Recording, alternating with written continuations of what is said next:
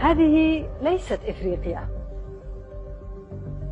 وهذه ليست الجزائر.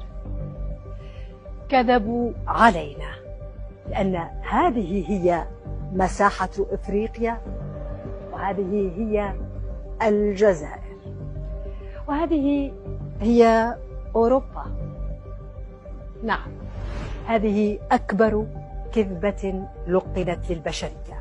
عن خارطة العالم أتحدث، فلا هذا حجمها، ولا هذه مساحتها، ولا هذه هي تقاسيمها. خارطة يضخم فيها الصغير ويحجم فيها الكبير. هنا مثلا إفريقيا يظهر حجمها بالعين المجردة في الخارطة مساويا تقريبا لجزيرة غرينلاند، بينما الحقيقة هو أن إفريقيا تعادل 14 مرة مساحة الجزيرة. ومساحة إفريقيا الحقيقية أيضا تستوعب مرات عديدة مساحة الولايات المتحدة. أما الجزائر فهي تغطي معظم أوروبا الغربية بأكبر دولها: فرنسا، ألمانيا، إيطاليا، إسبانيا، هولندا، بلجيكا وغيرها. أما روسيا فتبدو في الخارطة أضعاف إفريقيا، بينما هي في الحقيقة أصغر منها بكثير. إذن أيعقل أن يكون الأمر مجرد إشكال تقني أو خطأ بشري، أم أنه خداع بصري وتشويه مقصود؟